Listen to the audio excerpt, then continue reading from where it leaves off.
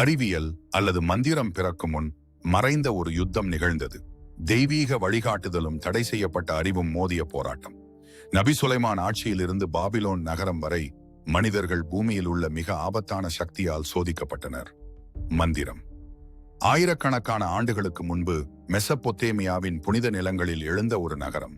அதன் வலிமை பொற்கோபுரங்களில் இருந்து அல்ல, ஆனால் மறைந்திருக்கும் ரகசியங்களால் நிரம்பிய புனித நூல்களிலிருந்து வந்தது. அந்த நூல்கள் மனிதர்களுக்கு அமானுஷ்ய சக்திகளை வழங்கின. பாபிலோன் வானத்தை சவாலுக்கு உட்படுத்தும் கோபுரங்களால் சூழப்பட்ட நகரம், செல்வமும் மகிமையும் நிரம்பிய தெய்வீக அரண்மனை. ஆனால் பாபிலோனை உண்மையில் தெய்வீகமாக்கியது அதன் சுவர்களுக்கு பின்னால் மறைந்திருந்த தடை செய்யப்பட்ட ரகசியங்களே. ஒரு நாள் இரு மர்மமான வானவாழ் உயிரினங்கள் பாபிலோனுக்கு இறங்கி மனிதர்களுக்கு மந்திரத்தின் மறைமுறைகளை கற்றுக் கொடுத்தனர்.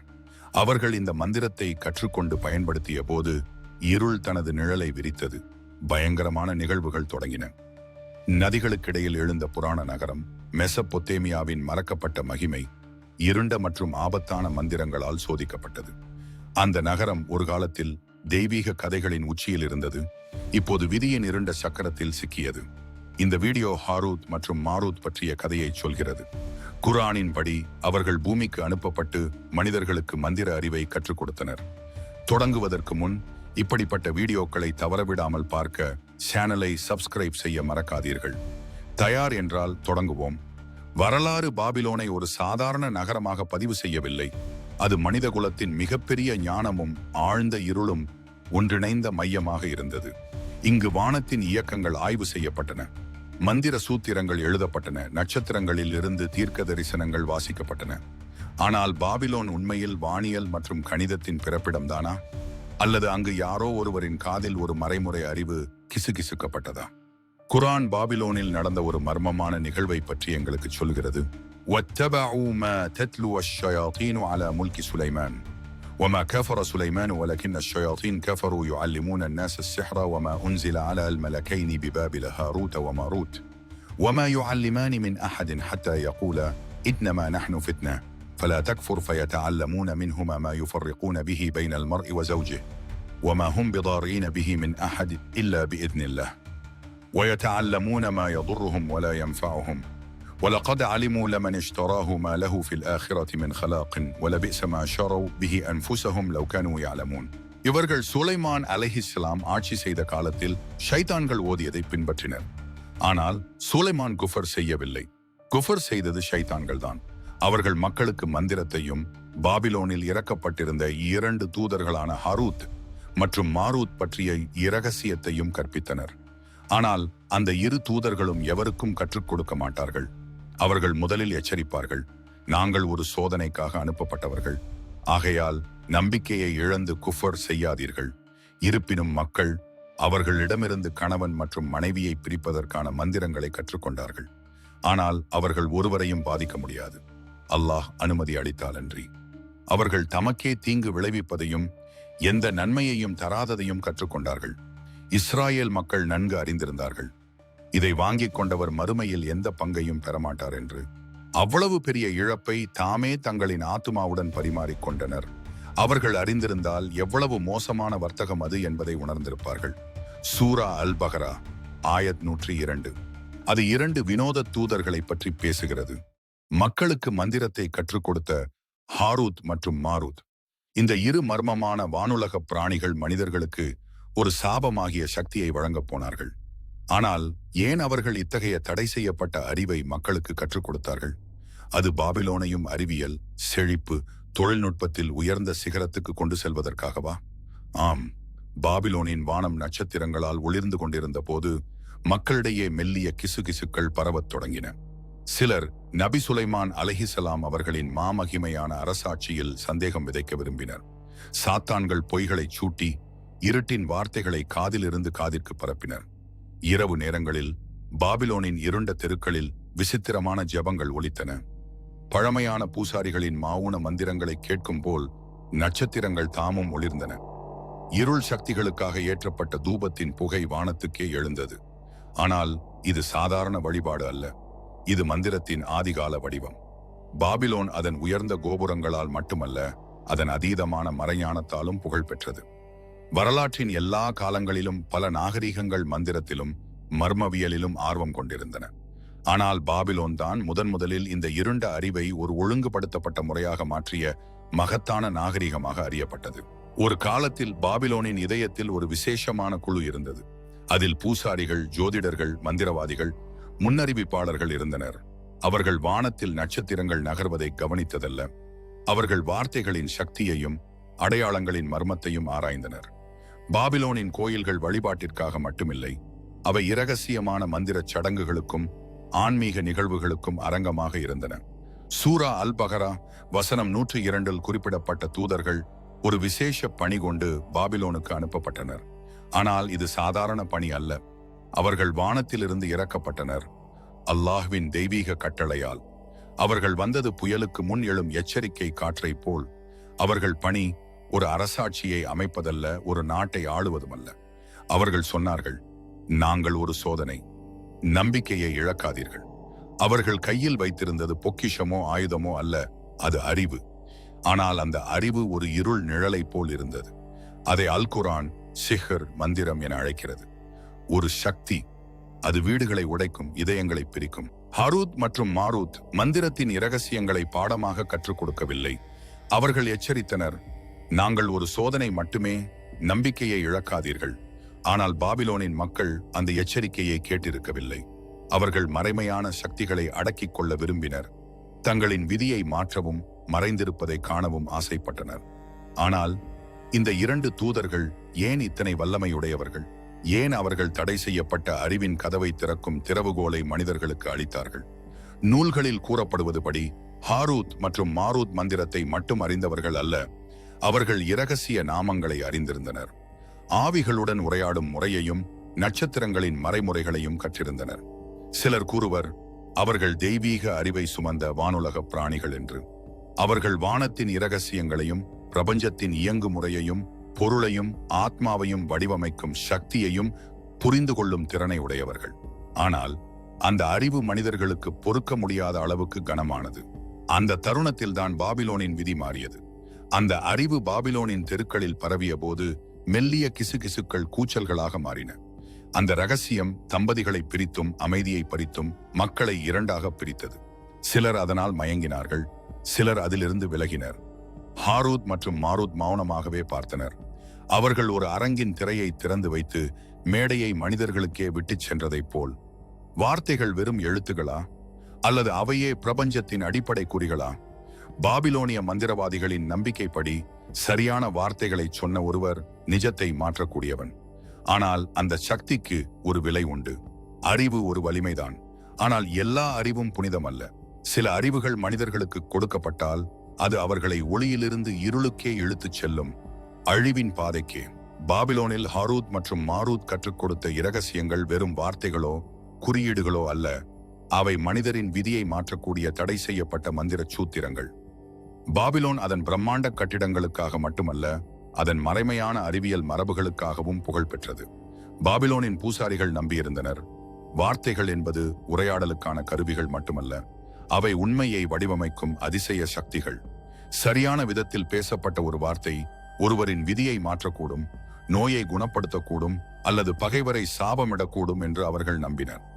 அதிலும் பெரும் மர்மம், அந்த வார்த்தைகள் மனிதருக்கும் அறியப்படாத உயிர்களுக்கும் இடையே ஒரு இருண்ட பாலம் அமைத்தன. அந்த மறை உலகங்கள், நச்சுமிக்க உயிர்கள், சபிக்கப்பட்ட ஆவிகள், சாத்தானிய சக்திகள், இவை அனைத்தும் அந்த வார்த்தைகளால் அழைக்கப்பட்டன. அவை மனிதர்களிடம் நட்பாக தோன்றினாலும் அது ஒரு மாயை. அவை நண்பர்கள் அல்ல, அவைகளுக்கு சக்தி உண்டு. ஆனால் அந்த சக்தியை பெற ஒருவர் தமது நெறிகளையும் நம்பிக்கையையும் தியாகம் செய்ய வேண்டும். மெசபொத்தாமியாவின் ஜிக்ராத் கோபுரங்கள் வானத்தை நோக்கி மெதுவாக ஏறிச் செல்லும் படிக்கட்டுகளைப் போல் எழுந்தன. அந்த கற்களுக்கிடையில் மக்கள் மேலிருந்து வரும் குரல்களை கேட்க முயன்றனர். பாபிலோனின் மந்திரம் தனிப்பட்ட ஆசைகளுக்காக மட்டுமல்ல, அரசர்களின் விதியையும் பேரரசுகளின் எதிர்காலத்தையும் தீர்மானிக்க பயன்படுத்தப்பட்டது. ஒரு மன்னன் யுத்தத்தில் வெல்ல சிறப்பு மந்திரங்கள் ஓதப்பட்டன. ஒரு நகரம் அழிய இருள் ஜெபங்கள் கிசுகிசுக்கப்பட்டன. அந்த மந்திர சொற்கள் மர்மமான உயிர்களுடன் தொடர்பு கொள்ள பயன்பட்டன. ஆனால் அவை மனிதர்களுக்கு மிக ஆபத்தானவை. ஏனெனில் அந்த இருள் உலகின் விலையை செலுத்த தயாராக இருப்பவர்கள் மட்டுமே அந்த சக்தியை பயன்படுத்த முடிந்தது. பாபிலோனின் சந்தைகள் உயிரோட்டமாயிருந்தன. அந்த மண்ணில் சூரியன் தன் தீச்சுடரை விரித்தது. அப்பொழுது அவர்கள் வந்தனர், ஹாரூத் மற்றும் மாரூத். அவர்கள் மௌனமாக நின்றனர். ஆனால் அவர்கள் கண்களில் ஒரு வாக்குறுதி பிரகாசித்தது. அது விற்பனைக்காக அல்ல, ஆனால் விதிக்காக. ஒரு குயவன் அவர்களை பார்த்து கேட்டான், அவர்கள் என்ன விற்கிறார்கள்? அவர்களின் மேசையில் மண் இல்லை, குடங்கள் இல்லை, பொருட்கள் இல்லை. அங்கே இருந்தது ஒரே ஒன்று, ஒரு இரகசியம். அவர்கள் கொண்டு வந்த அந்த இரகசியம், அவர்கள் மாயை என்று அழைத்த அதிசயம், பாபிலோனை ஒரு இருண்ட போர்வையாக மூடியது. அது தீ போல எரியவில்லை, தண்ணீர் போல குளிரவும் இல்லை. ஆனால் அது ஒவ்வொரு மனிதரையும் மாற்றியது. இது என்ன மர்மம்? அல்லாஹ் கூறுகிறான், ஹாரூத் மற்றும் மாரூத் மக்களுக்கு மந்திரம் கற்றுக் கொடுத்தார்கள். ஆனால் மக்கள் அதை தவறாக பயன்படுத்தினர். அவர்கள் ஒருவருக்கும் கற்பிக்கவில்லை. முதலில் எச்சரிக்காமல், நாங்கள் ஒரு சோதனை மட்டுமே, நீ நம்பிக்கையை மறுக்காதே. சூரா அல் பஹரா வசனம் 102. ஆனால் மக்கள் கேட்டார்களா? இல்லை. மந்திரம் சில சமயங்களில் சிங்காசனத்துக்காக, போர்களில் சில சமயங்களில் தனிப்பட்ட ஆசைகளுக்காக பயன்படுத்தப்பட்டது. ஹதீஸ்களில் மந்திரம் ஒரு பெரும் பாவமாக குறிப்பிடப்பட்டுள்ளது. நபி பெருமானார் அவர்கள் கூறினார்கள், மந்திரத்தில் ஈடுபடுபவன் தன் ஆன்மாவை இருளாக்குகிறான், அதன் முடிவு அழிவாகும். வரலாற்றில் நிகழ்ந்த சில பெரிய பேரழிவுகள் மந்திரத்துடன் இணைக்கப்பட்டதாக நம்பப்படுகிறது. பாபிலோனின் வீழ்ச்சி கூட அந்த மந்திரத்தின் பரவலுடன் தொடர்புடையதாக கூறப்படுகிறது. பண்டைய எகிப்தில் பாரோக்கள் தங்கள் அதிகாரத்தை நிலைநிறுத்த மந்திரத்தை பயன்படுத்தியதாக கதைகள் கூறுகின்றன. மத்திய யுகத்தில் மந்திரம் செய்ததாக குற்றம் சாட்டப்பட்ட பலர் தடை செய்யப்பட்ட அறிவை வைத்திருந்ததற்காக விசாரணை நீதிமன்றங்களுக்கு அழைத்துச் செல்லப்பட்டனர். கபாலா மரபிலும் கூட இருண்ட மர்மமான மந்திரங்கள் உள்ளன. சிலர் நம்புகிறார்கள் அந்த மந்திரங்கள் கூட ஹாரூத் மற்றும் மாரூத் காலத்தில் வந்த அதே இருண்ட அறிவின் நிழல்கள் தான் என்று. இந்த மந்திரங்கள் மிக ஆபத்தானவை என்று கூறப்படுகிறது. இன்றும் கூட பயன்படுத்தப்படலாம். இதனால்தான் மக்கள் அநீதியின் முன் மௌனமாகிறார்கள், தங்கள் லாபத்திற்காக கொடூரமாகிறார்கள். வரலாறு எங்களுக்கு ஒரு விஷயத்தை தெளிவாக காட்டுகிறது. அறிவு முக்கியமல்ல, அதை எப்படி பயன்படுத்துகிறோம் என்பதே முக்கியம். இந்த இரு அந்நியர்கள் பண்டைய மரபின் இறுதி தூதர்களா? பாபிலோனின் மந்திரவாதிகள் பிடித்திருந்த பலகைகளை நினைத்து பாருங்கள். இன்று நாமும் பலகைகளை பிடித்திருக்கிறோம், ஆனால் அவை கணினி திரைகள். ஹாரூத் மற்றும் மாரூத் கற்றுக் கொடுத்தவற்றில் மனதின் சக்தியும் மன வலிமையும் இருந்தன. இன்று உளவியல் நிபுணர்கள் மனதின் அடிநிலை சக்தியை ஆய்வு செய்கிறார்கள். மயக்கம், பரிந்துரை, நரம்பியல் அறிவியல், இவை அனைத்தும் பண்டைய மந்திர முறைகளுக்கு ஒத்ததாக இயங்குகின்றன. பண்டைய காலங்களில் மந்திரவாதிகள் மக்களை பாதிக்க சடங்குகளையும் பிரார்த்தனைகளையும் பயன்படுத்தினர். இன்று மனிதர்களின் சிந்தனைகள், மறைமுகச் செய்திகள், மயக்கம், மொழி நரம்பியல் திட்டமிடல் முறைகள் மூலம் வழிநடத்தப்படுகின்றன. இப்படி யோசியுங்கள், புதிய உலகின் மந்திரம் அந்த கால பாபிலோனின் மந்திரம் போலவே இன்று தொலைக்காட்சி திரைகளில், சமூக ஊடகங்களில், விளம்பரங்களில் மறைந்து நிற்கிறது. அது வாக்கியங்களால் அல்ல, மனங்களால் பேசுகிறது. இன்றும் கூட சில சமூகங்கள் மந்திரத்தையும் பண்டைய சடங்குகளையும் பயன்படுத்துகின்றன. ஹாலிவுட் திரைப்படங்களில் மந்திரம் என்ற கருப்பொருள் அடிக்கடி தோன்றுகிறது. மறைமுறை குழுக்கள் பண்டைய அறிவிலிருந்து ஊக்கம் எடுக்கின்றன. நாம் மந்திரம் என்று அழைப்பது உண்மையில் மறைந்துவிட்டதா, அல்லது அது நவீன உலகில் புதிய வடிவம் எடுத்துள்ளதா? இன்றைய தடயங்களை காண மந்திரக்கோள் அல்லது பழைய சடங்குகள் தேவையில்லை. ஏனெனில் இப்போது மந்திரம் திரைகளில், விளம்பரங்களில், திரைப்படங்களில், அதுவும் கூட அல்காரிதம்களின் உள்ளே மறைந்துள்ளது. வரலாற்றில் மந்திர அறிவு எப்போதும் சிலரின் கைகளில் மட்டுமே இருந்தது. அவர்கள் தங்கள் அறிவை பாதுகாத்தனர். மறைமுறை சங்கங்களிலும், இரகசிய பள்ளிகளிலும், freemasonry, Rosicrucians, hermetic order of the golden dawn. இந்த குழுக்கள் பண்டைய பாபிலோனின் போதனைகளை நவீன உலகிற்கு கொண்டு வந்ததாக கூறப்படுகிறது. நாம் ஹாலிவுட் திரைப்படங்களில் அடிக்கடி காணும் சின்னங்கள், உலகை கட்டுப்படுத்தும் இரகசிய குழுக்களை பற்றிய கதைகள், அவை வெறும் கற்பனையா, அல்லது மக்களை மந்திரத்துக்கும் மறைமுறை சிந்தனைகளுக்கும் பழக்கப்படுத்தும் வழியா? எல்லாவற்றையும் சதி என்று அழைப்பது உண்மையில் நடப்பதை நாம் புறக்கணிக்கச் செய்யலாம். மந்திரவாதிகள் இனி போர்வை போர்த்திய உருவங்களாகவோ சூனியக்காரிகளாகவோ தோன்றுவதில்லை. இப்போது அவர்கள் டிஜிட்டல் உலகை கட்டுப்படுத்துபவர்களா, நிதி சந்தைகளை ஆளுபவர்களா, அல்லது தகவல்களை எளிதாக அணுகும் சக்தி கொண்டவர்களா? பண்டைய காலங்களில் மந்திரவாதிகள் சொற்களின் சக்தியால் மக்களை பாதித்தனர். இன்று விளம்பரங்கள், பாடல்கள், திரைப்படங்கள் அதே விளைவை கொடுக்கின்றன. ஒரு பாடலின் வரிகள் நம்முடைய மனதில் நுழைகின்றன, நாம் கவனிக்காமலேயே. ஒரு விளம்பரத்தின் பின்னணியில் இருக்கும் ஒரு படம் நம்முடைய சிந்தனையை மாற்றக்கூடும். டிஸ்னி மற்றும் ஹாலிவுட் திரைப்படங்களில் மறைந்திருக்கும் படங்கள் உள்ளன. சில வினாடிகள் மட்டுமே தோன்றும், அதை கவனிக்க முடியாத அளவுக்கு வேகமாக. மறைமுக விளம்பர முறைகள் மக்களை ஏதாவது வாங்க தூண்டுகின்றன, ஏன் வாங்குகிறோம் என்பதை அறியாமலேயே. அடிநிலை செய்திகள் பயம், பதட்டம் அல்லது ஆறுதல் உணர்வுகளை உருவாக்குகின்றன. ஆனால் இவை வெறும் சந்தைப்படுத்தல் யுக்திகளா, அல்லது நவீன உலகில் மந்திரத்தின் புதிய முகமா? பாபிலோனின் மந்திரவாதிகள் மனித ஆன்மாவையும் விதியையும் புரிந்து கொள்ள முயன்றனர். இன்று செயற்கை நுண்ணறிவு மற்றும் பெரிய தரவு அதே காரியத்தை செய்கிறதோ? அல்காரிதம்கள் மனிதர்களின் சிந்தனைகளை வாசிக்கின்றன, அதையும் வழிநடத்துகின்றன. ஹாரூத் மற்றும் மாரூத் போதனைகளில் மக்களை பாதிக்கவும் வழிநடத்தவும் கூடிய மந்திரங்கள் இருந்தன. இன்று செயற்கை நுண்ணறிவு மக்களின் நடத்தை கணிக்கிறது, அதையும் வழிநடத்துகிறது. நமது சமூக ஊடக பக்கங்கள் என்ன காட்டுகின்றன? அதை நாமே தேர்ந்தெடுக்கிறோமா, அல்லது வேறு ஏதோ நம்மை வழிநடத்துகிறதா? இன்ஸ்டாகிராம், யூடியூப், டிக்டாக், நாம் ஒரு பதிவை பார்க்கும் நேரம் கூட அளவிடப்படுகிறது. நமக்காக பரிந்துரைக்கப்படும் உள்ளடக்கங்கள் உண்மையில் நமக்காக தேர்ந்தெடுக்கப்பட்டவையா, அல்லது யாரோ ஒருவர் நாம் என்ன சிந்திக்க வேண்டும் என்பதை முடிவு செய்கிறார்களா? பண்டைய காலங்களில் மந்திரவாதிகள் சொற்களின் சக்தியால் மக்களை பாதித்தனர். இன்று தரவியல் மனித மனதை புரிந்து கொள்ளவும் வழிநடத்தவும் முயல்கிறது. மந்திரம் இனி மந்திர சொற்களோ பழைய சடங்குகளோ பற்றியது அல்ல.